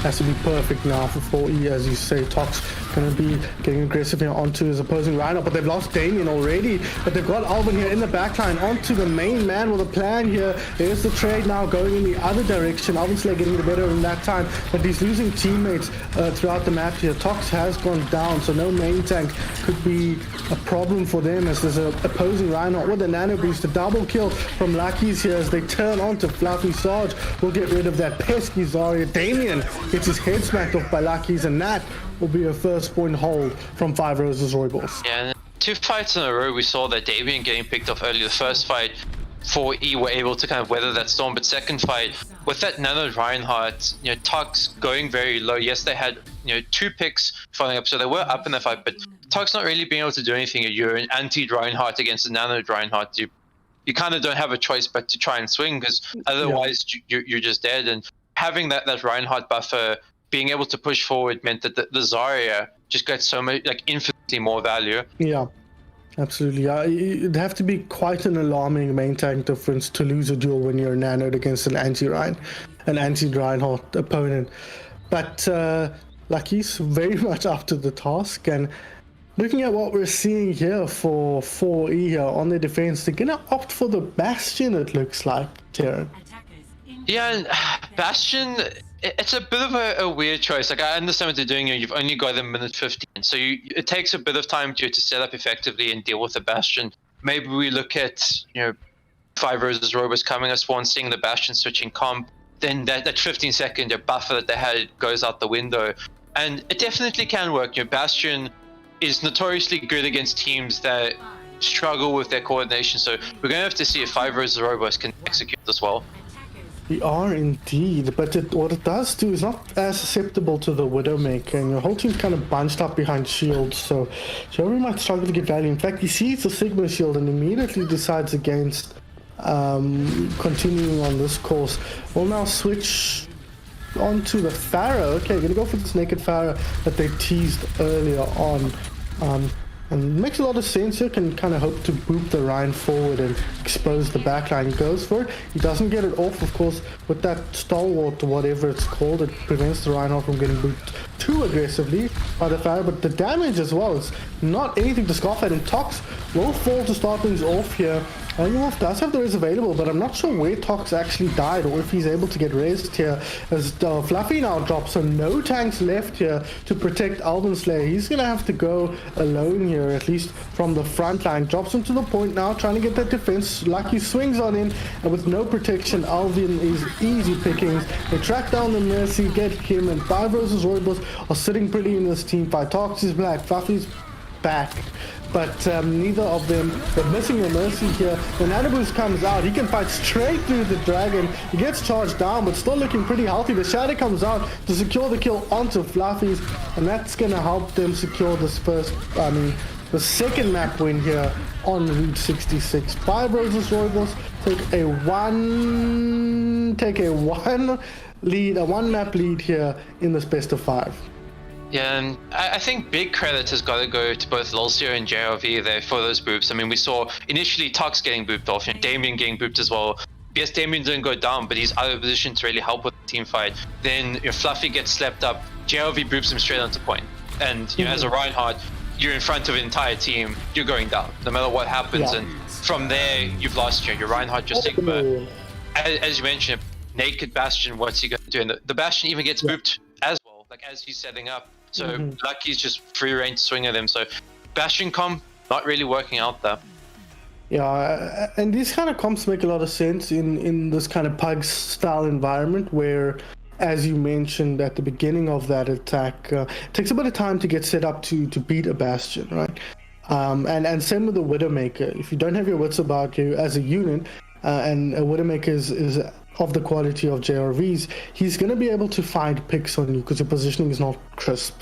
And you're not used to playing with each other. You don't always know where your Reinhardt is, for example, or where your teammates that can protect you are. So these kind of comps make sense, but unfortunately, the Bastion not quite working out on this occasion, I think. Yeah, and I've got to give massive credit to 5 versus Rooibos because they didn't panic. They saw the Bastion, and they played it exactly the Neopet. They made sure that they didn't give the Bastion too much value, and as soon as they could, they punished, for E for their position, booping them off those high grounds, making it very difficult. Because maybe if we look at the point being like right at the end, the first point there, then it's a bit easier for them to hold. They can kind of back up a bit, but Fluffy, Tox were kind of forced to contest that payload because that payload gets any further, and you're looking at just them walking it through without even winning a team fight. Yeah. Next map here is Volskaya Industries. So first time seeing this assault map in this tournament so far. There's something I wanted to mention now that I thought was quite poignant, but now I've completely forgotten. But anyways, it is a 2-0 victory. Oh, what I was going to say is, just a reminder, guys, the top 2 go through to the upper bracket tomorrow. 3rd and 4th of each group go to the lower bracket, and 5th place is eliminated. And if 4E lose this match, they are 0-2, and you only play 4 matches. So this is dire straits for them. They need to win this one to secure themselves a berth to the upper bracket and potentially to prevent themselves from getting eliminated entirely. And when you look at the people on this team, it's surprising that they're struggling this much. Yeah, and it really is. You think about just the mechanical skill, the real understanding of the game. It just seems that they're not really executing as well as they potentially could. And hopefully we see going further on, they do get that. We are going to see a change in comp, this kind of rush dive that we've been seeing lately. But it's a very good point. This is a very important map for them to win. Absolutely, and that will take us on to our game 5, and it will be their second game 5 of the day of their 2 games so far. So either way, it's going to be a long day for Elven's Eccentric Electric Eels here, but it needs to start with a victory here. JLB, they're going to make that tough and gets that opening pick onto the Ravester. They traded out now. Need a team with a Lucio in play, but now JLB going down. Going to make it hard for 5 versus Rooibos to force 4E back. With Lucky's going down, that's pretty much it. So this is a great start for 4E. If they can get a nice quick cap with this first point, they have a lot of time to get set up with ultimates on that second point.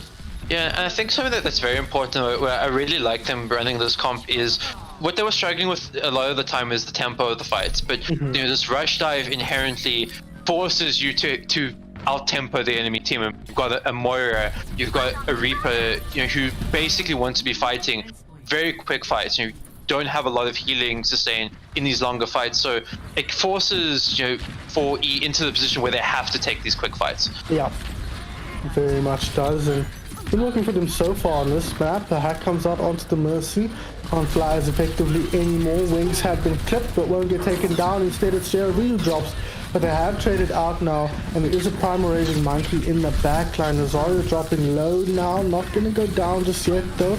Instead going to now turn onto the Monkey as Josh brings JRV back into fighting shape. Saga is finding himself in a very unfortunate position there, and now the Mercy slightly isolated as the D.Va looks to track them down. But so far so good for our blue squad as they weather the storm here effectively. They're going to stagger the D.Va as well, which is a nice little touch here.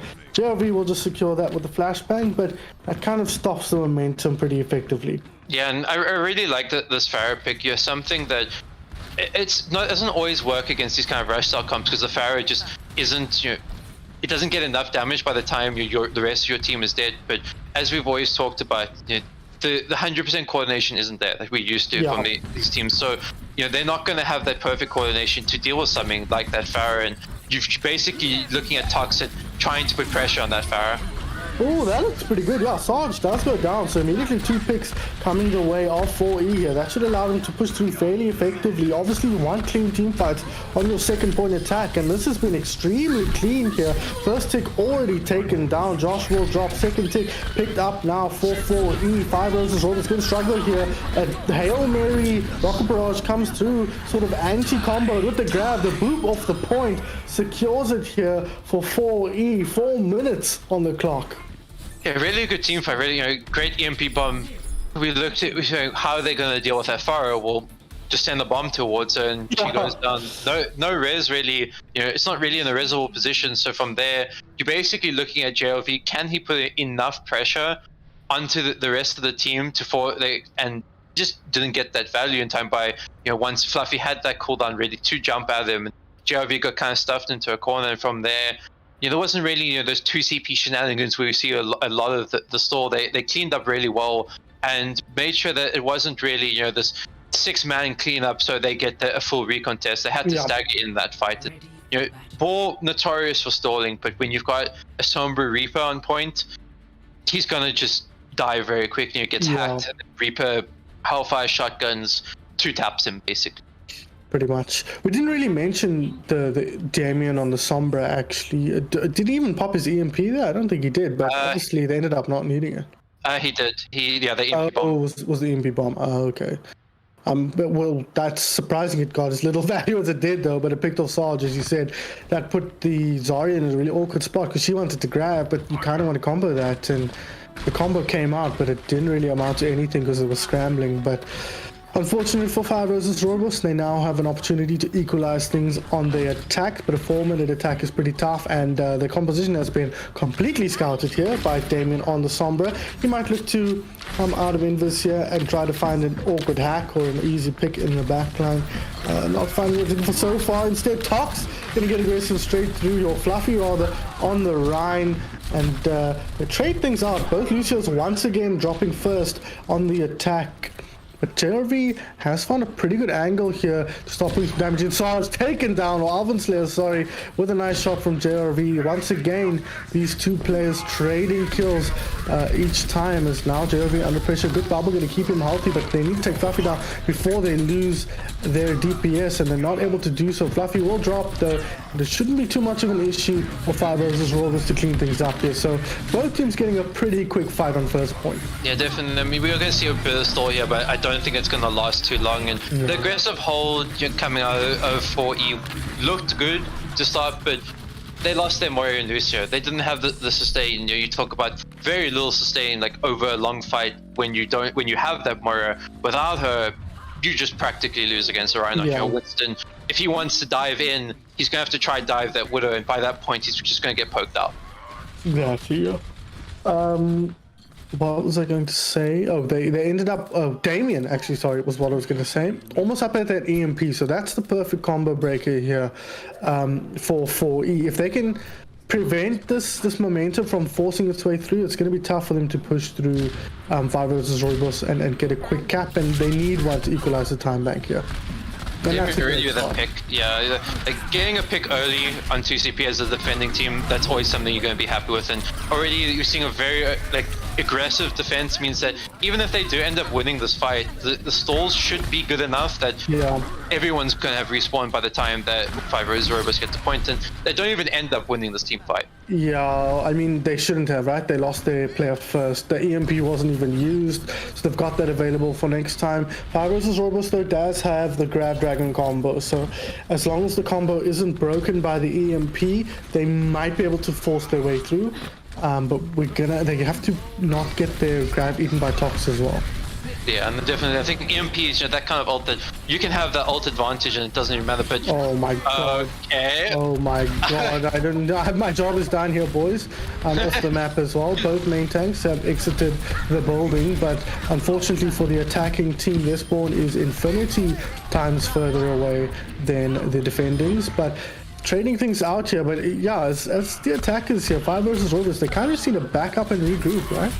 They're really taking these staggered fights, and you know, on normal points where the spawns are even, you say maybe that this can work out, or even if this is on first point, I fully agree with it. You're getting those trades, but trading is never going to be effective for you, especially considering you're not even trading on point. You're trading closer to your spawn more than anything. So getting to that point, you're going to be facing a 6v4 in any case. And they still haven't even needed this EMP, so Damien has it at the ready. And Lalcio now needs to be careful not to get it ripped away. He's going to go for it here. He goes in. Yeah, pops it there. Combos with the bomb, and that's a triple kill. Tocs has seen many of those sides alongside the Queen of Peel, Vertigo, but finally gets to execute one on his own, and that is about as clean of a team fight as you can ever ask for. Yeah, I think the coalescence may be a bit questionable after getting those 2 picks of the bomb, but at the end of the day, it's coalescence. It builds up really fast, but Tocs waiting for this remake kill could be a spicy start to this fight. And they've got the sound barrier coming up, so the speed boost sound barrier remake could be devastating. Oh, doesn't get anything, doesn't need to. Elven gets a double, gets taken down by JRV, but again, we know, we've spoken about it to death now. You need clean team fights on the attack, and I would say it's not very clean to lose 2 players right off the bat. It's really good for E here, really putting the pressure on, making sure that they can't execute this Grab Dragon combo. I mean, they've had this for, you're looking at for upwards of 3 minutes now. Yeah.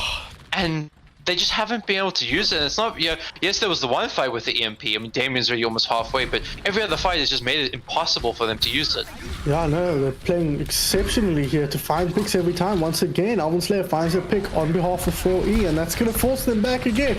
Lucky's spending more time running backwards than he is running forwards as he gets the pressure put onto him. And once you lose a player, as we've mentioned so many times, you can't afford to stick around and try and force it out. You kind of have to back up and regroup and look for that perfect fight. And 5 ultis online, almost 6 here, but no opportunities to use any of them for 5 Roses Rooibos. Yeah, by the time you're looking at this Grab Dragons, there could be just another EMP that can cancel that out completely. So you're very worried, 5 Roses Rooibos. But they found an opportunity to get through now. Hack onto JRV's ultimate, and they get the kill. The grab eaten. So that's what I was talking about. Tocs finds the value there. As now they continue to try and push forward, but no grab. Dragon thrown up. Nanobu's now committed. This is a couple of kills, but the EMP comes out, but there's not a lot of damage to punch into this EMP at the moment. But Fluffy's back with the primal rage. He picked off Josh, so the healing is now very limited for 5 Roses Rooibos. Lucky's dropping low, taken down, and that should spell the end of this team fight for 5 Roses Rooibos now. Not even a tick gained, 5 ultimates blown. This is a disaster.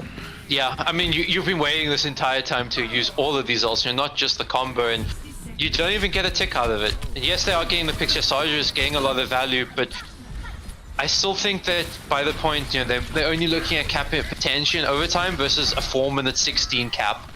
Yeah, this is at best probably a draw now. The sound barrier comes out. Good job from Lalcio for charging that super quickly. Skarzz finds the opening pick onto Damien. Dragon Strike comes through as well to pick up Fluffy. So a great team fight finally for our blue team. But the Death Blossom in the background, immediately JRV shuts it down. So good work from him to keep his team in this team fight. Death Blossom at the ready now. Does he just pop it to get rid of the Lucio? But they're losing players now on the front line. Hyland looks pretty good, but a perfectly timed bomb doubled from Fluffy, keeps his team looking healthy. Fluffy will go down as Damien in the backline here on the Tracer, putting the pressure on, likely to drop as well. But this is just time burnt off onto overtime. You know, they needed to win this before overtime to have a chance of winning this game.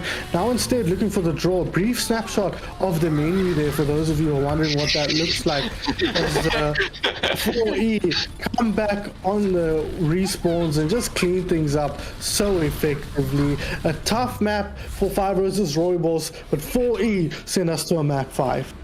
Yeah, and something that we've been talking about, the coordination, the understanding from 4E, when's it going to come through? And in this map it showed, you know, every single one of these players showed that they understood what they needed to do. They understood, yes, okay, they can throw 6 ults at us, but let's delay that as long as we possibly can. And by the time they even threw all those ults, they just stalled it long enough that not even a tick was gained.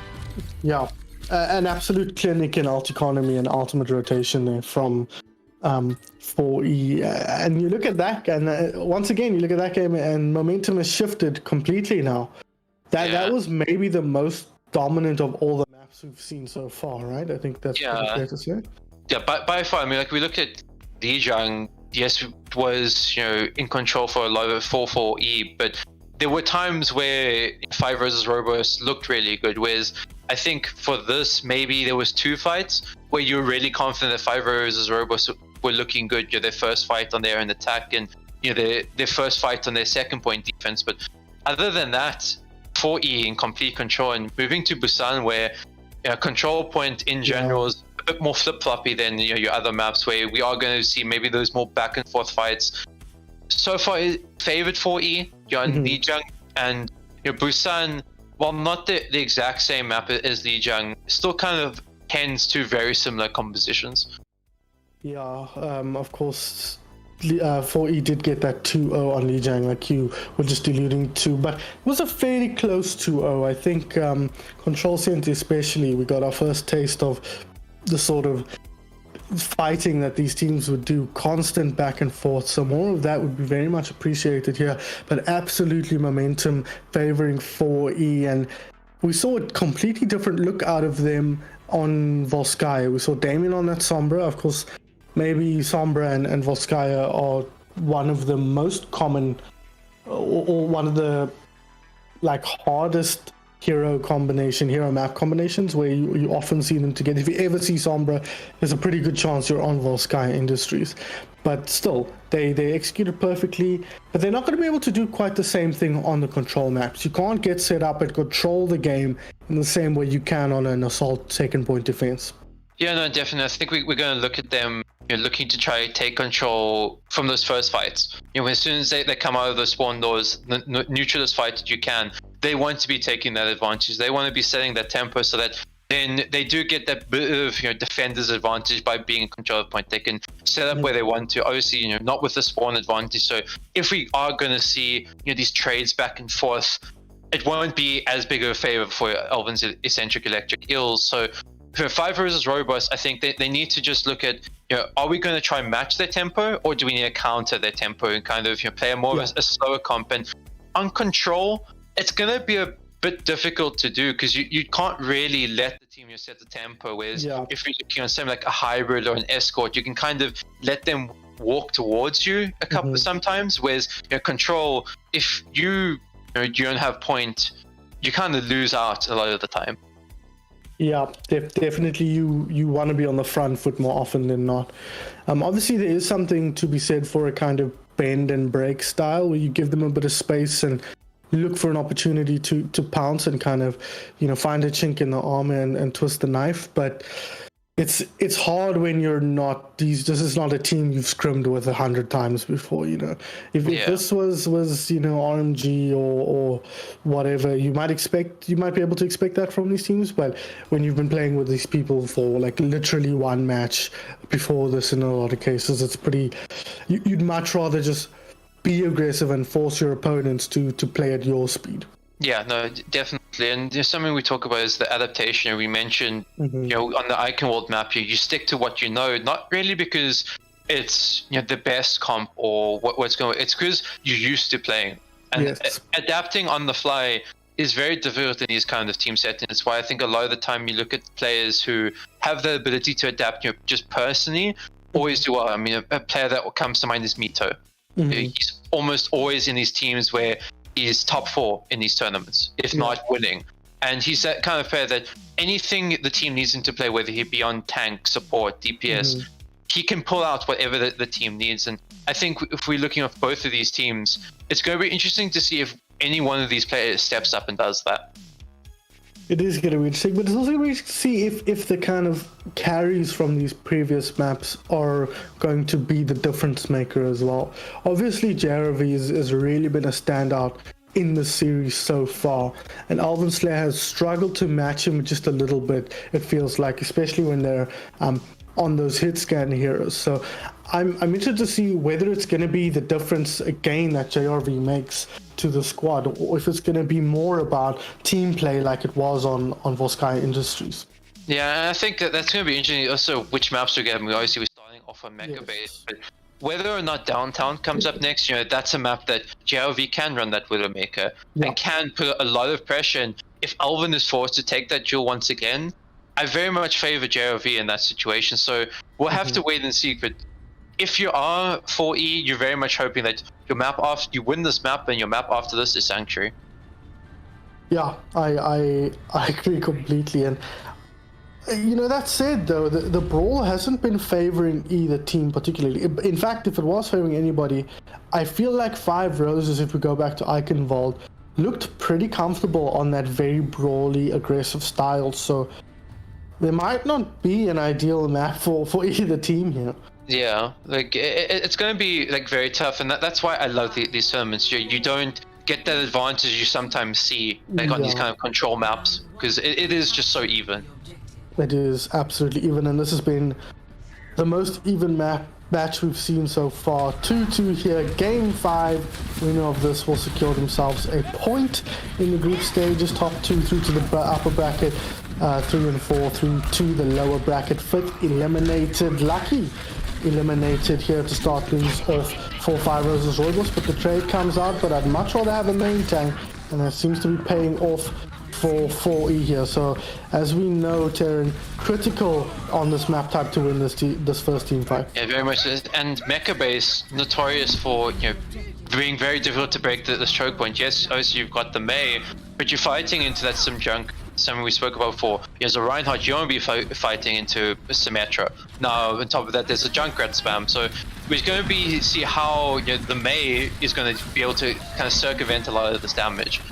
Yeah, it's tough. You kind of want to be on the defensive running a Mei, but it's a nice ball. Splits them off, forces them to move around. But Lucky's, unfortunately, you mentioned it earlier, Terran, but those turrets, man, are impossible for Orion to push through with the shield up. He literally basically goes backwards with how slow he's moving, because it's just absolutely horrible. Yeah, I think we're going to look at them take another angle, and getting the pick on Dame is going to be really nice. So entry into point's going to be a bit easier. Lucky does get trapped, so can't really push forward, but it's a good start to the team fight.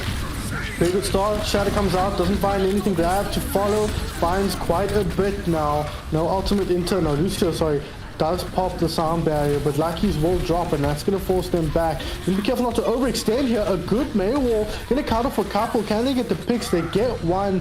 Can they get the other? Not quite, but with Lucky's rejoining the fray here, Female Sparrow almost up to that Graviton Surge.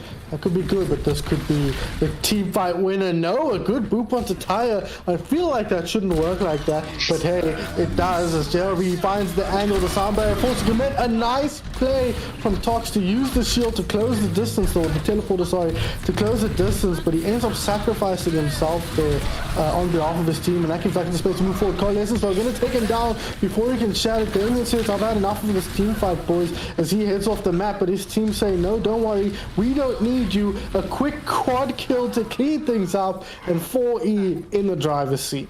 Yeah, and it's just such an important first fight that they've taken. Yeah, these fights seem to have been going in favor of Five Roses Rooibos, but because they've got control of the point, they've got control of these choke points, it's been incredibly difficult for them to push through without investing so many resources. Shadow comes out now, Graviton Surge finds exactly nothing.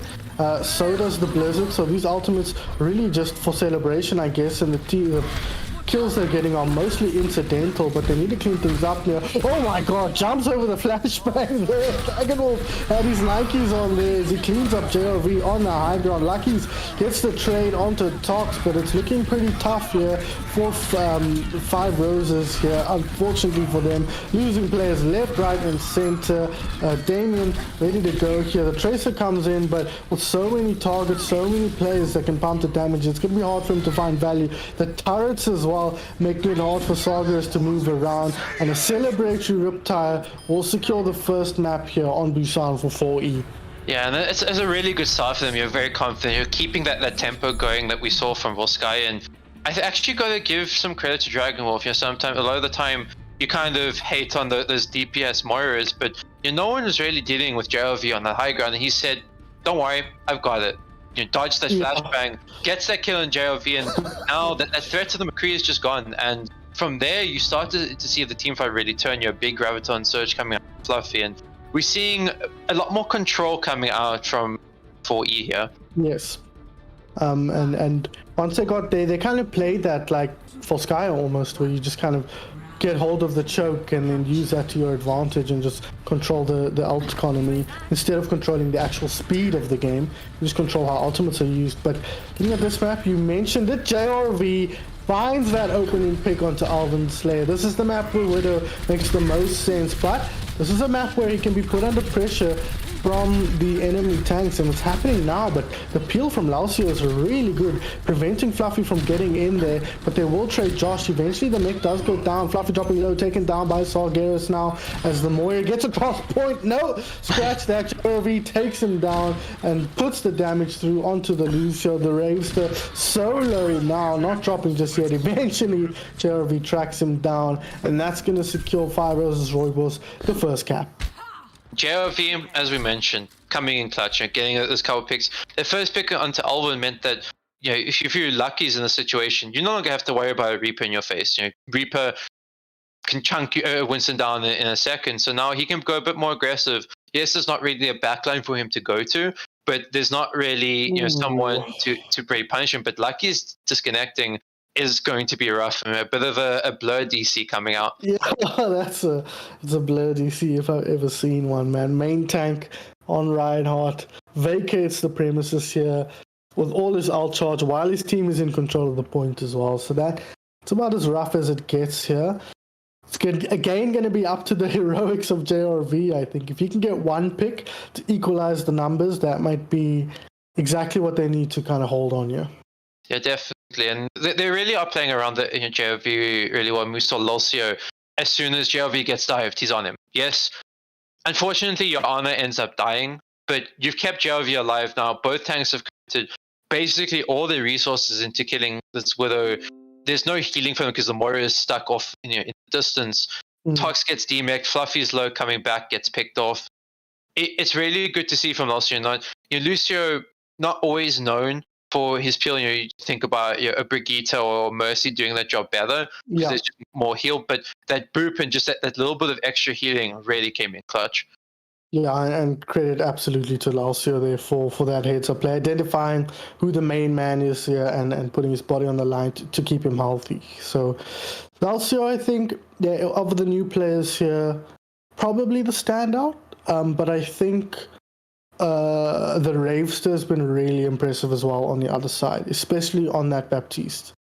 Yeah, definitely. He's put so much work in on that support. Someone who, out of everyone, no one really know you. Obviously, you got Josh VBN and DragonWolf who are on teams. You got Lucio, who's been seen in PUGs, whereas the Ravester, practically unknown, and coming into this, putting in so much work is really impressive to see. Yeah, very, very, very impressive to see, and paying off here in the Pride Cup so far. Excited to see more new players coming up and see sort of how they get on. I mentioned Neeks earlier in our match, very impressive stuff, and here Lucio and the Ravester performing quite admirably. Josh, you said Josh is on a team, hey? I think he is. There might be on TMC if I'm not mistaken. Oh, okay. Could be the Thomas More College squad. Lucky's is back in the game now, so we're about to get underway, ladies and gentlemen. But just a reminder here, this is the second round of the group stages. The top two go through to the bracket stage, upper bracket. The third and fourth go to the lower bracket, and fifth place is eliminated. Five Roses Rooibos won their previous match, I want to say, against whoever they were playing. And Elven's Eccentric Electric Eels lost in Game 5 against H in their last round. So a loss here for 4Es is really going to be disastrous to their hopes of progressing through in a good spot. So they really want to win this one out, and they're sitting pretty here with the 1-0 lead on Busan. Yeah, definitely, and something we talk about. Yes, obviously you go through the next round, but playing that lower bracket, you're having the experience of playing in that's an extra 2-3 games that you're looking to play after already playing 4 games the previous day. Yeah. So once you get to that potential grand final, you've played almost you've played over 10 hours of Overwatch, and for a lot of these players, it's not really something they're used to. You usually have your 2-hour practices each week, and that's more or less around your split, couple days in between. Yeah. Not really like this kind of hectic Overwatch. So it's going to be interesting to see as well as which teams come out of this in terms of their fatigue can play a big role. Yes, absolutely. And even just by the end of today, but as you said, by grand finals time, you've played a ton of Overwatch. And really, there's no tournaments like this in South Africa, at the moment. Of course, Metal State likes to put on weekend tournaments. But the last one they put on was obviously best of 3s, which are infinity times less training than a best of 5, especially when it goes the distance. So, even the experienced players won't have the experience of playing so many games of Overwatch over the course of such a short period of time. Yeah, they're definitely going to see Jared opening up with the site. So, going to buy a little bit of time for that Winston to get back. Ooh, nice shot there. Catches the Moira as she drops down, I think. Oh, no, sorry, the Reaper. Now gets Grace on, forces back, and you're going to be pretty happy with that if you're Tocs and Fluffy now. You get that Widowmaker off the perch there, put it on cooldown, but Sargeras here on the front line takes down Dragon Wolf, Moira down, Fluffy down as well, Pulse Bomb down on the ground, doesn't find anything, but Tocs not likely to last very long on this Diva Mech. Gets taken down, tries to track him down, but will be claimed by the Void instead. I hear a sleepy. Oh no, my boy, take a nap. Not long for this world, and control completely gained here by 5 Roses Rooibos. Well, JLV getting spawn camped by Damien, gets the headshot, and then take some tactical crouches coming out there. You gotta squat, man. You don't get a booty like Widowmakers unless you're popping squats. True, very true. But you're really happy now if you're for Rooibos. You've got control of the point. JLV doing JLV things, getting so much control at this point. Now this position I like though. He's not really got much of an angle to put damage down. Lucky's they flipped the point so quickly, and now they're picking up kills as well on the side of 4E. So what was a pretty controlled position for one team is now flipped the script completely. Self-destruct goes through, doesn't find anything. Fluffy just trying to get a sense of who's where and what's happening. Taking a lot of damage in the backline, but yeah. With the female Sparrow getting pushed off the map, that's gonna spell the end of that team fight. Yeah. JLV opening up again, but much better passing that we saw from 4E, kind of negating a lot of the sight lines that the Widowmaker had, meant that they just got the picks before JLV was effective.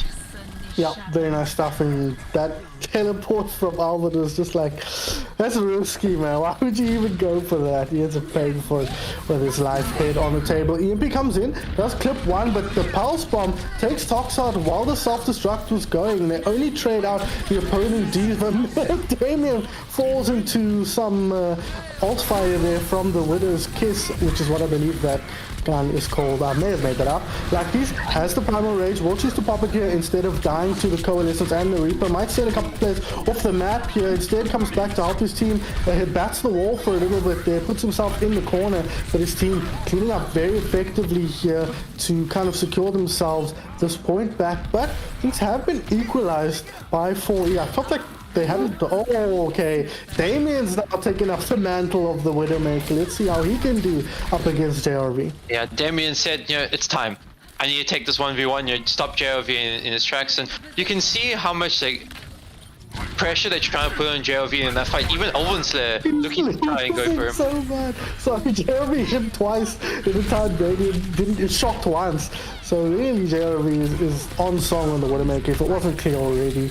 Sarge in the backline now tries to check on the Lucio. Sarge's tracking has been quite impressive here for the most part. Helps with the help of Lausio, does get rid of the race. The advantage there, gets the stick. Unfortunately, the fade out is there. Damien comes back and gets JLV down. That might be enough for them to secure this point alongside the kills that all of his teammates are getting. So Damien stamping his authority on things now. 95% on the clock. Rocky's the last one on here. Somehow, some way, 4E has forced their way in here after such a dominant position from 5 versus Rooibos, and they will win this matchup, taking the 3-2 victory.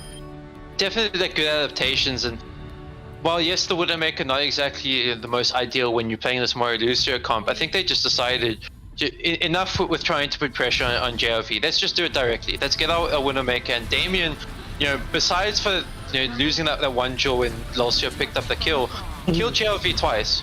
And got a couple other picks which just opened it up so well for quadruple E. Bad. And I think at the end of the day, we just saw a bit of that experience coming out. Quadruple E, making those adaptations necessary, to their compositions, to their playstyle, and it's something that going forward that they can definitely take through. Yeah, absolutely, and critical for them to get this victory, as we mentioned a few times there. Brings them up to 1-1 in the standings, but well played to 4E there. Elven's Eccentric Electric Eels managed to force their way through there and take that victory on map 5. 5 versus Rooibos, though, unfortunately not able to take that one down, but both of these teams now at 1-1. I believe the groups are updated, so we can take a look those before we sign off? Question mark. Yes, Rainbow Renegades and Babs Odyssey still at the top of Group A. Valkyrie is now in 3rd position. Woomicorns unfortunately losing out in their match, and One Tricks, that's Grant and Verdi and Deffect, and they're unfortunately dropping another map there. So far so good for Rainbow Renegades, and One Tricks with some works to do. 5 Roses Rooibos here still at the top of Group B. Is Group B updated yet? Question mark. Okay, Group B is updated. So yeah, still at the top of the log here of 5 versus Rooibos. H, Elven's Eccentric Electric Eels, and Source of Spun. I think all 4 of those teams might be on the same points. But we'll have to check that. And then Crazy Milky Jelly Shakes in 5th place, sorry, at the bottom of the log. So Group B is hella even, everything to play for there. Group A, I think Rainbow Renegades kind of running away with that one. Yeah, no, definitely. And it doesn't really come as a surprise to me. I think when you look at their team, you look at players like Cubic and Wallace, 2 very well-known players coming into this and putting in a lot of work. Obviously, I didn't really get to catch that match as much, having to sub in for Babs to see. But I think definitely a team to look out for as a potential candidate to win this. But at the same time, a lot can happen in the next 6 or so hours, where there are teams that sometimes maybe on paper look a bit stronger, but then you come up against something where they just run something that you can't deal with. And it's something that I know personally have dealt with, and it can be tough. But we'll have to wait and see how that plays out. Yep, absolutely. So once again, guys, congrats here to 4E for taking this 3-2 victory over 5 versus Rooibos and making it very even in Group B. But before we sign off, Terran, any last words, and then your player of the match? So I think the last words I have to say is very great series from both teams. I think every single person on each team, showed up, had good moments, made sure that the X team fight went in like their favor. And picking a player of the match is kind of difficult because everyone had these moments. If this was 5 versus Rooibos, I think I'd probably be leaning towards JLV if they were the victors. But if I had to give it to one, I'd say at the end of the day, probably looking at Damien. I think he put in a lot of work, throughout these team fights, especially on that Sombra, I think getting a lot of value. Had a bit of a tough time on downtown, but Volskaya especially, getting some really important hacks. His EMPs were really good, making sure that they had a good foundation for their team fights. Yeah, I agree. I think especially on that last map, as you said, downtown, he stood out there, but contributing throughout the series. Elven obviously always a big contributor. I think the tank combo as well of 4E really put it together well, and then our new players, Lalcio, the Ravester, shout out to them as well for performing very effectively on what is a fairly new stage for them. So that's going to be it, guys. TerranLord, where can we find you on the internet before I let you go? You can find me on Twitter at TerranLord. I don't tweet that often. Most of my tweets are probably retweets of Skarzz, but I will be looking to stream a bit more, so the tweets will be up there. And what's your Twitch? Twitch.tv/LordTerrance. Okay, so that's where you can go catch. I saw you streaming Alien Isolation. That was the last thing on your birthday. That was the last thing I saw. But yeah, head over there. And also, guys, support the other streams that are going on. I'll update you at the beginning of our next match, which will be at 3. Have a bit of a lunch break here, so 2.5 hour break before then. Our next match will be, he says, opening up the form that has that on it. It will be one trick, so Grandheinz, Vertigo, Deffect, and Co. versus the Zwoomicorns, which is, as the name would imply, Zwoom, Montiablo, Skarzz, and Co. So, should be an interesting match. I think both of those teams have something to prove, sort of near the bottom. Yeah, both of them are yet to pick up a victory, so critical match for both teams. Might end up deciding who gets eliminated straight off the back. So yeah, that should be exciting, guys. So join us at 3 p.m. for that, and we'll see you guys then.